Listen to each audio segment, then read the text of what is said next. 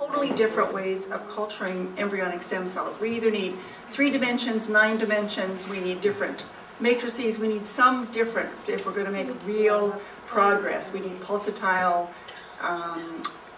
growth factor conditions, something. And so they have begun to work on that in their laboratory in Danvers, and I was really interested. We chatted for, I don't know, maybe half an hour or something that day, and it was very good.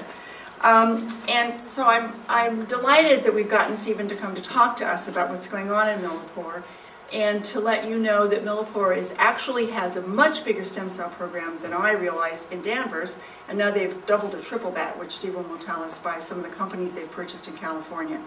So Steve got his PhD degree at the University of California, Irvine. He's a commuter. So he got his PhD degree in California, and then he came to Harvard. And he did a postdoc at Harvard University with James Wong for a bit, and then he commuted back to California. And he was with Cythera there for a few years, 3 or 4 years. And then Millipore recruited him back. And he's been back now on the East Coast at Millipore for about 5 years. And he is heading up their stem cell application and technical development department out there. And they're doing some really interesting, innovative work in terms of how to culture these things and how to get rid of a lot of the animal processes. So thank you very much for joining us, Steve.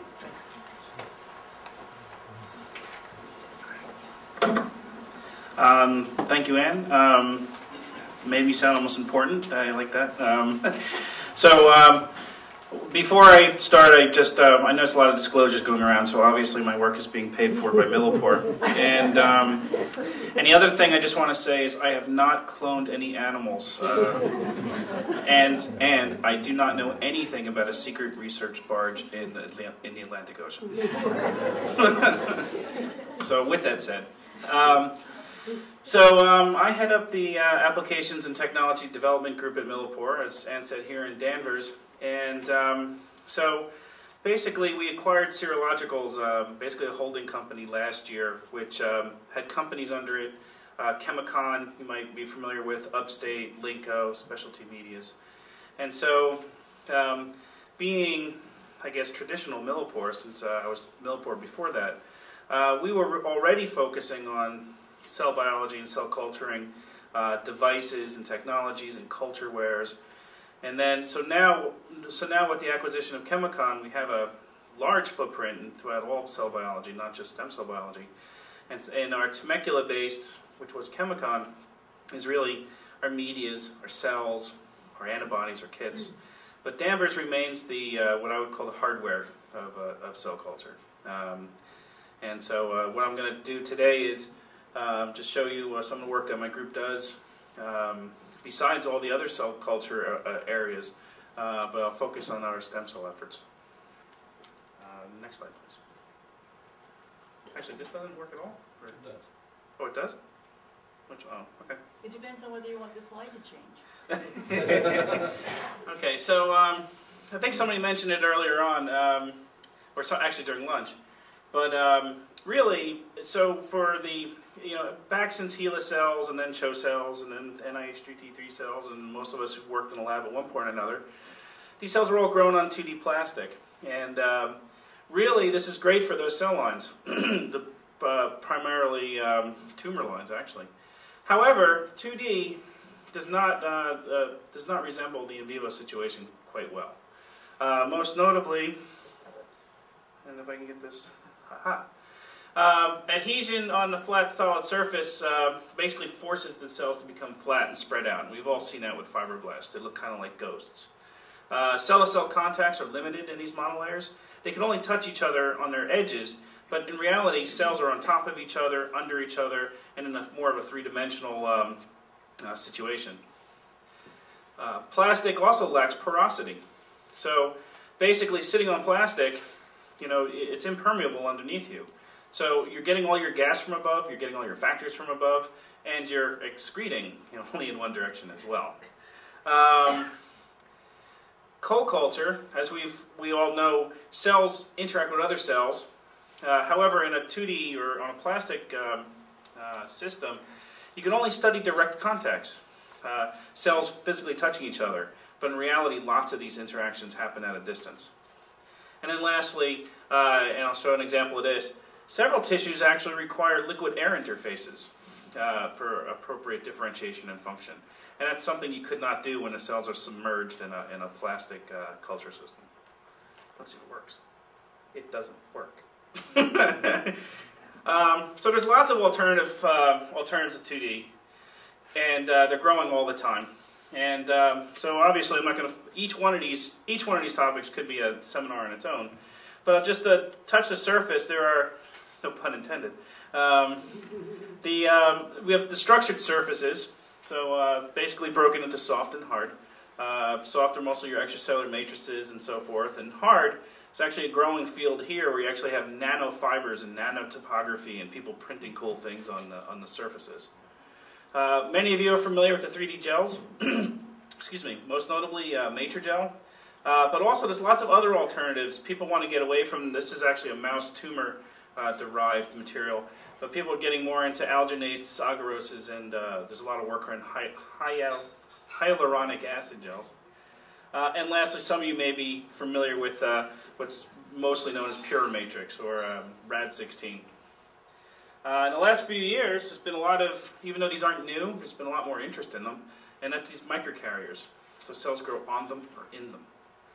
But what I'm going to focus on is, next slide please. It's not really the next slide, but, no, wait. I'm going to focus on the use of microporous synthetic membranes for growth. Now next slide please. So microporous membranes, and I'll briefly go back in time and say, historically, what have people done with these? And then I'd say, wow, well, all this great work had been done. Of course, it makes sense to do it with stem cells too. So they provide a 3D surface that's more in vivo-like. They have high porosity that allows exchange of media and gases and so forth. The advent of what's called track-edged membranes, and I'll explain that in a minute, can give you pores of very defined sizes, and this is really nice for a couple assays which I'll discuss. And it also allows for co-culture indirectly. So you can study the effects of cells and with other cells through the media, through conditioning, and so forth, without direct contact. Next slide. So basically, what I want to, it really all started in 1953. So in 1953, Clifford Grobstein published a paper in which he was the first person to ever show that tissues can interfere with, or the differentiation or development of other tissues indirectly through soluble factors. And the way he did this is he used a cellulose acetate membrane to separate, it was the mesenchymal tissue from mouse embryos, and showed the differentiation induced of nephric epithelial tissue. Now, interestingly, the year before this, people had tried this same experiment, but they used cigarette paper, literally cigarette paper, and they also tried to use, I forget the actual name for it, but most of you know is saran wrap. Now, the former is extremely high protein binding, so it would never work, and the latter is completely impermeable to factors. So, actually, it was somebody by the name of Jeff Bush. I don't think any relevant relations to our current president, but Clifford actually got this material from Jeff Bush from the then Lowell company. The following year, Jeff founded Millipore. Next slide, please. So there's lots of membranes, all kinds of membranes. Membranes of different surfaces, chemistries, structures. What I put here is what I kind of put the two ends of the spectrum. First, we have the mixed cellulose acetate membranes. These are very high porosity, very nicely fluidically transparent, as I'm going to call it later on. Great surface for adhesion, lots of surface area. The downside of these membranes, and this is what Clifford used, was they're at best translucent. You can't look through them in a microscope very well. But over the years, lots of new membranes, and there's an entire field of membrane technology, produced other ones such as the track etching material. And what track etching does is pokes holes in it of very defined size. In addition, using a material like polyester allows to have very thin membranes And so this particular membrane is actually almost as clear as glass, and makes it great for confocal microscopy and regular microscopy. Next slide, please. Now, really, the first adapters of using membranes were people studying epithelial tissue. And there was a couple of reasons, but one of the reasons it seemed to make sense was lots of people study how molecules or proteins get from one side to the other side in transport and many metabolic reasons.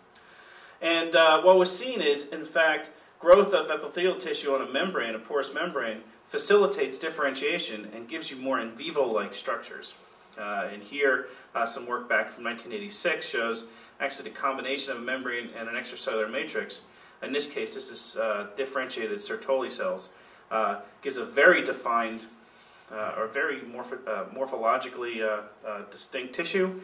And also they showed that the receptors were expressed asymmetrically, just like they would be in vivo. Again, on 2D plastic, you wouldn't get this. You'd get this. Next slide, please. Now, not only is it a really good material for differentiation, but also what I would call the oddball differentiation workflows. And no, not to say that they're odd, but in these particular differentiation procedures, they actually require to be exposed to air to differentiate. So the cells in this case, keratinocytes, etc., they're passaged, submerged in media like everything else. But then, because they're on a membrane insert, the media is removed from the top, and they're still fed from below. However, that exposure to air now triggers their differentiation. And in this case, we see it in skin, we see it in, this is lung epithelial tissue, and lastly in eye tissue. This could not be done, again, in a 2D system. And then, back in, I want to say the 60s, I keep forgetting what year it is, many of you may know these as Boyden chambers, people who've ever done migration assays for inflammation, for metastasis, for other cancers. Basically, and here's a use of that track-etched membrane. If you have a membrane with defined pore sizes, and you put cells on one side and put something on the other side and says, like ring the dinner bell, they'll come through the holes at a fairly regular rate. And so you can actually study not only the migration of the cells, but also inhibitors to that migration. And there's hundreds and hundreds of literature references to, over the last 40 years, to Boyden chambers, or 35 years. Now, I call this the old school way of doing it, by actually looking at the cells.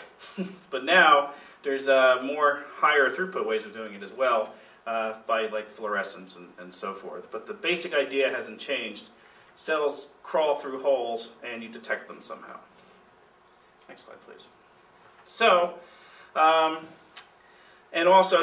we've evolved not only that we have lots of membranes, they also come in lots of formats now too. Anywhere from the individual ones down to now we have fully automated 96 well with all kinds of bells and whistles and doohickeys to make this thing really functional on a robot. So, I mean, really, since Clifford's first started doing this, you could see that it's really evolved and become more of a technology. Next slide. So what I'm going to do is I'm going to show 3 areas of projects in my group, stem cell specific, because we also, as you can imagine, we also support migration and ADME studies and so forth. So I'll just focus on the stem cell activities, and there's 3 basic projects that we took on, and these are the ones I'll present today. The first is a co-culture method for the expansion of both murine and human embryonic stem cells, and that's actually the poster that I believe Ann and I first started talking about back in Toronto. Since then, we've expanded and validated cardiomyocyte differentiation, and I'll get into that in a moment. And then lastly, we're in the midst of and have some really nice data that we'll be presenting at ASCB on a development of a Neurite outgrowth characterization. So as most in this room are aware, embryonic stem cells, both mouse and human, are often cultured, expanded, derived on feeder layers. And they provide, not only do they provide a structure to stick to, They also inhibit lots of factors, especially if there's serum in there and so forth.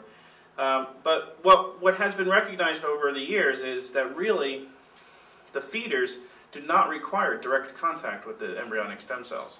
What they're doing is they're actually conditioning the media. And so you'll see a lot of feeder-free protocols in which people condition media on the side and then use that media and so forth. However, it doesn't have a very good shelf life, and there's other technical issues with that. So what we took on was basically a challenge to we're in Millipore, we use membranes to do an indirect culture system. So basically, here we have the feeders down here, we have the embryonic stem cells here, and this is now acting as a real-time bioreactor. So these feeder cells now are conditioning this media in real time and allowing the pluripotent expansion of cells on top. Now, there's of course we had to prove that it would work, so that's the data I'm about to show.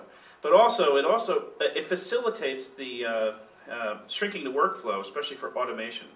Because you can imagine not only putting feeder cells here, but some other type of cell that induces differentiation.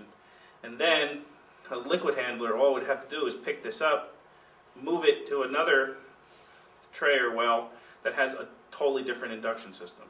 So this system also allows you to manipulate many samples simultaneously. Next slide, please. So for feasibility, we started with mice embryonic stem cells. So what we see is this is a well of a 96 well. It's a 1 micron PET membrane. And in this case, we have the fibroblasts growing below on the what we call a feeder tray. And so they're physically separated from each other in the system I just showed you. Now, we seeded them in what I call the embryonic stem cell's worst nightmare, and that's a clonal density. Not so much for mice, but when you get to human it is. And so there's only about 200 cells per well here just to really push the system. And then, so what we see is the colonies that came up subsequently after a couple days showed a distinct morphology, the high alkaline phosphatase, and the tight cell-to-cell junctions, as you would expect to see. Now, and wait till I say next. And I'm anxious to see this. You just want to eat. No. Did we mention there's food? Anyway, the other thing is, what's nice is that I didn't mention, usually I wait till this slide to mention. I'm kidding. But the other thing you could not do in 2D plastic is easily remove the bottom of this well. And so in this case, the membrane very easily just cuts right off. And so that facilitated our abilities to do electron microscopy. And this could be done in a 96 well format, as you see here. Next, please. So marker analysis, pretty straightforward. This is after 5 passages. So what we see is what I call my positive controls. This has the fibroblasts in the indirect co-culture conditioning the media, plus what we call at Millipore escrow, but most of you call LIF. LIF only, which is a factor that you add to the media that encourages the pluripotency, and it's been well documented for a long time. Negative control, of course. Things just differentiate. Now really, here's the experiment here. Now the only difference between these two is the fact that there's fibroblasts in an indirect co-culture. And so what this demonstrates really is that membrane is what I call fluidically transparent. So the exchange of factors and so forth is free across the membrane. I mean, I could visually show this with just dye, but it's a lot more fun to do it in a more complicated way with cells and things. Next slide, please. So then, our feasibility with mouse looked pretty good, so we went the next step and we went human embryonic stem cells. So these are the, actually this is the H9 line, James Thompson's H9 line. But we've also redone this work with the H1 and other lines. But what we see here is, here's your standard growth of embryonic stem cell colonies directly on a feeder layer. And then here is the indirect co-culture. And so, again, this is sitting on a membrane, and behind this membrane, in this case, we have Detroit 551 fibroblasts, which are human. The dark field just showing the morphology. And here's one example, but we also have other examples. So here we see the nuclear OCT4 staining, but we also validated this in the NOG, SOX, and so forth. And interestingly, we could passage on the membrane very easily as well. It's almost easier than plastic because it has a little give to it, so you can actually literally just use a pipette tip and pluck them off and break them up. Next slide, please. Now, so this is after 5 passages also, membrane to membrane to membrane to membrane to membrane. And what we see is this electron micrographs, again, facilitated by the fact that we could just cut the membrane off, at least in this one. This one, I had to tell the microscope people to break out with their little Dremel tool to cut the bottom of the well out. So they were very appreciative to do this one. But the bottom line is, what you see is the familiar, flat, very distinct morphology of human embryonic stem cells that are in a pluripotent state. But pretty pictures and immunohistochemistry is really nice. But next slide, please. A good colleague and friend of mine, Jean Loring at the Burnham Institute, doesn't believe anything until she does gene expression analysis on it. So we collaborated back in summertime. And so what we did is, what you see here is, again, this is, she also passaged the cells over in her lab in San Diego. And what we see here is standard direct co-culture, conditioned media feeder-free, and then lastly by indirect co-culture. And basically, the gene expression analysis was considered to be that there's no significant differences in the pluripotency and the gene expression profile. Again, validating that, in fact, they're just as happy in this indirect co-culture for expansion as they are in the other methods. So next slide, please. So basically, to summarize this point, so I showed that both mouse and human embryonic stem cells can be passaged by this indirect method, and we, I showed the validation by gene expression and so forth. But also that there's many advantages of doing it this way. Most notably, I mentioned before, you can remove the membrane for things, and it provides a way, to facilitate feeding and automation and so forth. But I guess I did forget to mention the fact that you don't have to inactivate the fibroblasts. And so not all of us have a gamma irradiator, and mitomycin C is kind of a toxic little thing. So in this case, because they're physically not touching each other, there's no need to inactivate those fibroblasts. Also, what was really nice, and you saw especially with the gene expression analysis, by being completely separated from the feeders in the first place, facilitates downstream analyses where those tissues might interfere. And I showed using the maintenance of pluripotency as an example of the fluidic transparency of the membrane. But imagine all the wonderful things you could do to induce differentiation. And I'll get into my next segment. It's going to be cardiomyogenicity. And I know Catherine Mummery's done a lot of work with visceral endoderm induction for cardiomyocytes. And so you can imagine, well, we did imagine, and that you can also use this for induction. So next slide, please. So all of us are familiar with the fact that embryonic stem cells are very multipotent, pluripotent. So correct me, Ann, only the egg is omnipotent. But the bottom line is, regardless of what pathways we decide to take, they're going to involve, many of these pathways are going to involve cell-to-cell contact, cell-to-cell interactions, three-dimensional structures, and I would almost venture to say it's naive to think that we're going to make all 220 of these on monolayer culture on a plastic surface.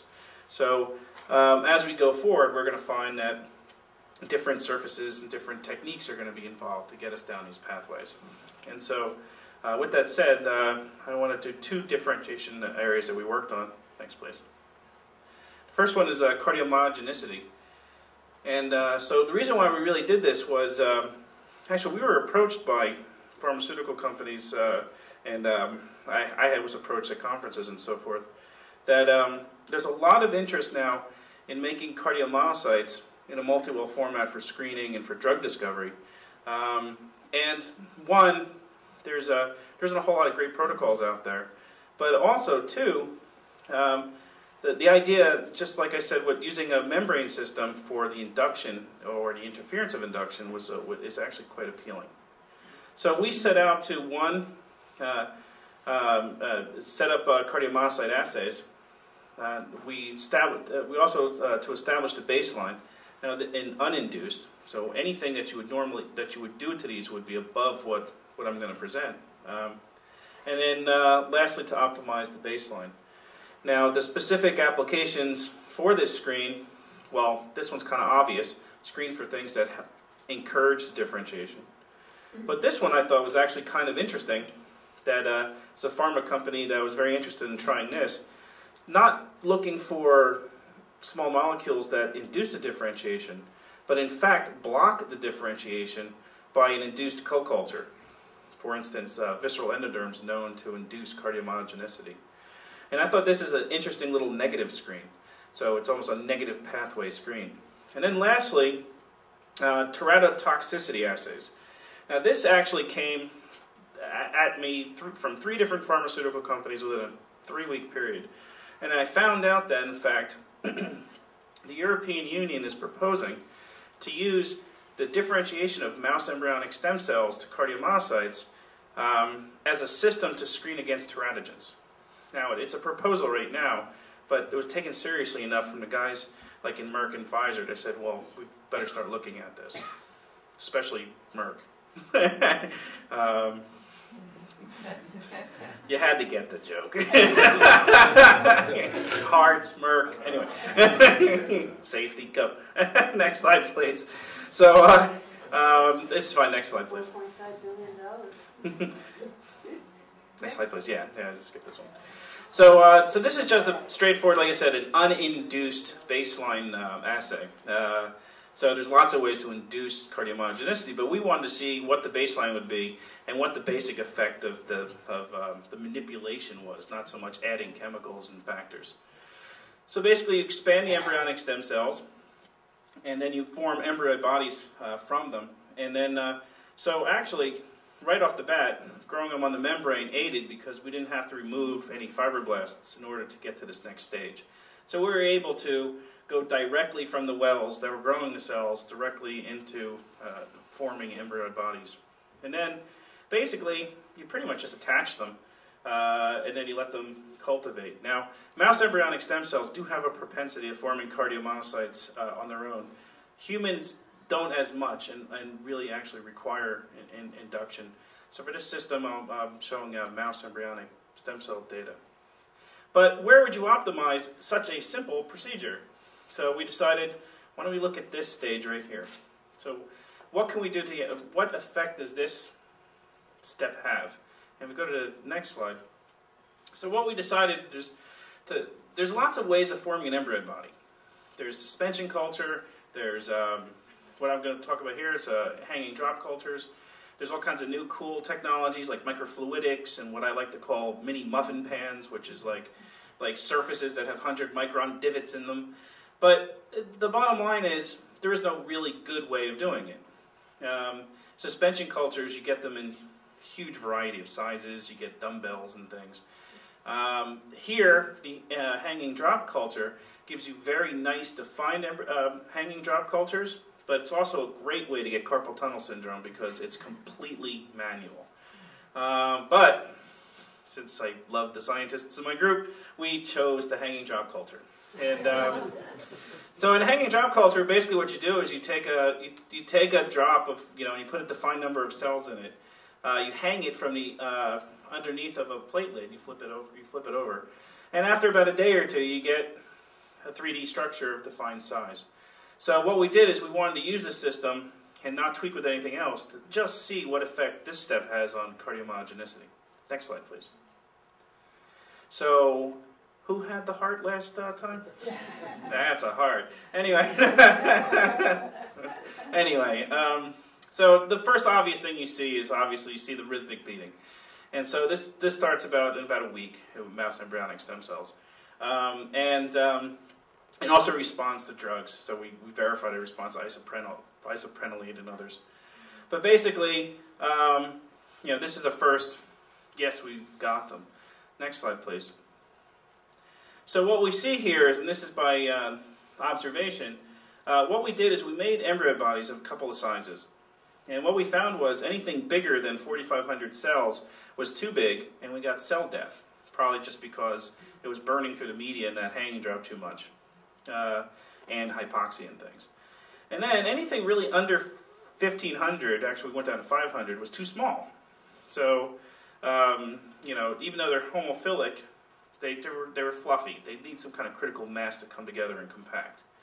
And so, basically, so what we bracketed was 4,500 and 1,500. And what you see here is basically, and this is by observation, the percentage of embryo bodies that had pronounced beating areas that responded appropriately to drugs.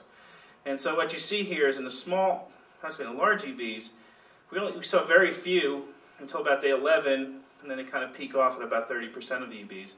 But the smaller EBs actually took off really quickly. I don't know what happened here. But basically, you know, up to 50 to 60% of the embryo bodies, purely by just altering their size, we got a difference in cardiomyogenicity. Now, there's lots of theories here, and it's consistent with the literature. And again, I keep saying visceral endoderm, but one of the things that forms on the outside of embryo bodies form in 3 stages. First, they adhere, then they compact, and then they become cystic. And the amount of time we had them in hanging drop, they're in that compaction zone.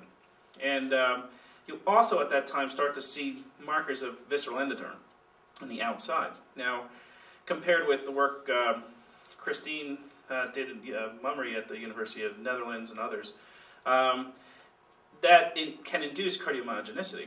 Now, as the theory goes, as the embryo body gets bigger, the ratio of surface area to volume changes, and you're not getting as good induction. And so, interestingly, this phenomenon has also been seen, I've noticed, in hematopoietic differentiation, and some recent publications where they're looking at, I always forget which way it goes. You need embryo bodies to make, I think it was spermatogonia progenitors. But if you go to monolayer one, you go oocyte.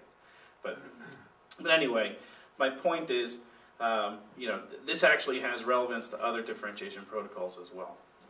Next slide, please. So again, you know, you have to show gene expression. So just to make the point quick, so here's 2 markers: atriatic neuritic factor and sarcomeric alpha myosin heavy chain. We see 2 to 3-fold increase in expression in the smaller EBs. Next slide, please. And if you look at the beating regions, and we do immunocytochemistry here with beta myosin heavy chain, we see what we'd expect to see. We see the banding and the filaments and so forth.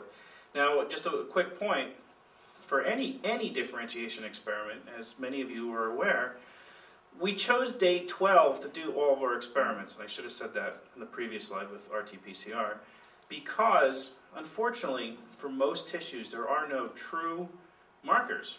And so in the case of cardiomyocytes, it's particularly difficult, because most of these markers also stay in skeletal muscle.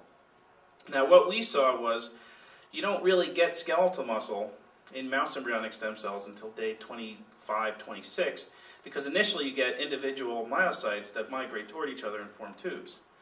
These guys, by day 12, are pretty much if you see staining, it's pretty much cardiomyocytes. Now, if we had done the same experiment out in day 20, the mixture of skeletal muscle, smooth muscle, and cardiac muscle would interfere with the results. So here, we're fairly confident that at day 12, our markers are just picking up the cardiomyocytes. Next slide. Such as sarcomeric alpha-actinin, which these regions actually were beating before we stained them. However, as many of you know, if this would also stain skeletal muscle down later. Next. Now, beating regions always can make you overestimate how well your differentiation went. Because remember, these cells are attached to other cells that are attached to other cells. So when they contract, please tell me, it is on video. So when they contract, they're pulling their friends with them. No, this is not good. Please don't put this on the website. Or YouTube. I'm going to see myself on YouTube. Scientist does chicken. Anyway. But anyway, the problem is you got this beating region, and so it looks like the whole half of the embryo body's beating, but in fact, it's only a little part of that embryo body. So we did FACS analysis, and what we see is, on the small EBs, it's really about 9% of the cells. corresponds to about 60% of EBs with beating regions. And this is consistent, again, high single digits, low double digits for uninduced cardiomyocyte differentiation. Next slide. And so all this work was done in a porous membrane. Oh, and I forgot to mention, all of the microscopy, besides the electron microscopy, is actually done looking through this membrane. So again, the point I made earlier, that the newer membranes are actually quite useful. They can be performed in multi-well format, and as I showed you, it is affected by embryoid body formation. And then lastly, hanging drop culture is good for making embryoid bodies of defined size, but actually one of the emphasis in my group these days is to find a better way of doing this, especially not only making them, but distributing them as well. So we can go to 384 well format if we wanted to. Next slide. So lastly, and this will be quick so we can eat.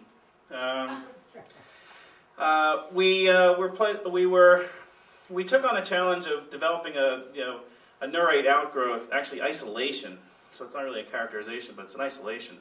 And the idea is, well, if you could have track-etched membrane of defined sizes, and you do neural differentiation on one side, and if you could attract the neurites to go through the holes, like little gophers, now you have a great way of studying the neurite outgrowth versus the cell body. And so, one, it decreases the background for imaging, and I'll show that in a second. But two, what the real interest was is, especially, this is a really hot field right now, microRNAs. And there seems to be an interesting difference between microRNA expression at the tip of a growing neurite and at the back of it and the cell body. Also, classic proteomics to understand it. And also, there's a third one I heard about the last time I gave this talk. It was axon death. So if you could screen for drugs to, like during spinal cord injury, that make the axons die slower. So what we did is we characterized the selectivity of pore size. And we did this with 3 lines. The PC12 line, which a lot of people know of, is a tumor line. Another tumor line, neural tumor line, and then mouse embryonic stem cells. And yes, Steve, we would like to do M-STEMAs too. Next slide, please. So it's a pretty simple procedure. You put your cells here, you induce differentiation, and then you line only the bottom of the membrane with a laminin coat. And so the idea is, if the neurites come through the holes, and they'll adhere to the laminin and start to spread out on the bottom of the membrane. After which you remove the cells, and then you have your nicely isolated neurites for either imaging or for downstream analysis. And so what we see here is, these are the PC12 cells. PC12 cells, for any of those who have worked with them, they're really tiny cells. And so what we see here is, here's the pore sizes here, from 0.4, 1, 3, 5, 8, and on plastic. And 2G10 is actually a stain for neural beta tubulin, and cytogreen is cell nuclei. And what we see is, at 1 micron, we see the neurites coming through nicely. We don't really see any cell migration. By 3, we see lots of neurites, we see a little bit of migration. By the time we get to 8 micron, we see quite a bit. Anywhere you really see neurites, you also saw cells come through the membrane. And of course, on plastic, they're superimposed. So in this case, on PC12s, 1 micron would be the membrane of choice to do this isolation. Now, next slide, please. Now, the N1E 115s, these are bigger cells, and as you can see, they adhere and differentiate better than the PC12s, at least in our hands. What you see here is, again, very nice isolation. Again, these are larger cells that tend to migrate less. And really, by the time you get to 3 micron, here's your neurite outgrowths, lots of them. And maybe a couple little cells came through, but really, by the time you get to 8 micron, really, any of these conditions is a nice isolation of these neurites. Now, this is what plastic looks like. Not only could you not isolate these two from each other, but can you imagine doing high-content imaging on these? So this is a lot nicer to do high-content imaging than that. Anyway, so one other quick observation that we noticed, and it's a consistent observation, is that it almost looks as though, and correct me if I'm wrong, it comes up at 3, and then starts going back down again by 8. Anyway, so I'm waiting for electron microscopy to get done, but it's kind of cool that when the neurite comes through to 3, it doesn't find another hole very easily, but by the time you get to 8, it finds another hole, and it goes back up. And so what we're seeing here is actually loops. So here is where this would probably be the best way. So next slide, please. So the first two examples I showed you were homogeneous populations of cell lines. Now, it's a real challenge when you go to embryonic stem cells, and in this case, these are made into embryo bodies and induced by retinoic acid, because you have lots of cell types in there, and they're not all neural. And so what we see, as we'd expect, in 0.4 and 1, we don't really see anything coming through or anything migrating. But by the time we get to 3 micron, we do see nice neurites, and actually of all kinds of sizes and shapes, as you would expect. There's different neuron types. But you also see some cellular migration coming through. By the time we get to 8, I mean, pretty much cells are going up and down and left and right. However, if you were to compare these two at least, there is an enrichment here. I mean, you could do imaging better here, or high content imaging better here. And again, there is certainly, this is an embryo body, certainly an enrichment. Now, if we could just probably add another isolation step before the membrane, or in the case of Steve's work, do the differentiation first, then put them on the membrane, you know. So again, it's a work in progress. So next slide, please. And so basically, Trek-edged membranes allow for the separation of neurite outgrowths and from cell bodies, aids in imaging and isolating for downstream studies. And as you saw, it works really well with homogeneous populations, and we're still working on, we can enrich heterogeneous populations, and we're working on better ways of doing that. So next slide, please. So in summary, here's my summary slide. Stem cell biology is awesome, and please. Stem cell biology is rapidly expanding. And what I hope I showed you is actually, it's actually really fun to give this poster and see like young graduate students and postdocs. God, I'm getting old when I say that. But they come up to you and they're like, wow, you can grow cells in a membrane. That's cool. And it's like, you know, so I hope this has been going on for 50 years. And so all these assays that have been really working well for 50 years, they work with stem cells too. And I just want to encourage you, so, you know, get out of the tissue culture plate now and then, and, you know, try some other surface or culture work. Anyway. Living it up. And live it up. So, next. So, we're a lot of families and we have lots of products. Next. So thank you. I forgot to bring my card, so if anybody has questions that you think about tonight or whatever, please contact me. Also, I love collaborating with researchers as well. Thank you.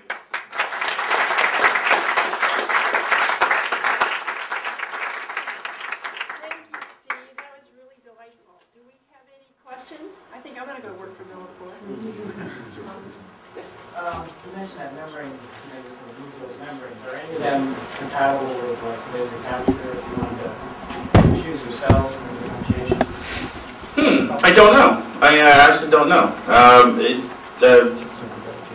Because I know if you could do it in a tissue culture plate, you could certainly do it in a membrane insert. But I don't know, not through the membrane. Well, there are some laser capture systems which actually have, instead of a cap, they have a membrane that just gets cut by laser. Interesting. I don't know. I honestly don't know. You're the first person ever asked me that. Ian? Do you have membranes which you can transplant into patients, so that would either be absorbable or tolerated? You know, I noticed one of your early slides you had. Actually, that's a very interesting question. For years we made these, and I don't know if we recently, I think we still sell them. For years we sold encapsulation devices. And in fact, Millipore made those for 30 years or so. And these are used early on for doing just that, transplant. They don't dissolve or anything, but they're biocompatible. So people would put tissues in them and then put them subcutaneously in animals, mice, rats, pigs, small children. And so they were perfectly compatible. I was thinking in a different way. One of your early slides, I think, had iron. It was just labelled I think, but I presume it was corneal cells, was it? That you had growing out as a layer of cells in one of your early. Oh, the MatTech work. Yeah, that's their proprietary system. Actually, we worked with them a little bit in optimizing that. So he was, Dr. Klausner was generous to give me the pictures. Okay. Any other questions? Everybody's hungry? Great. Thank you so much.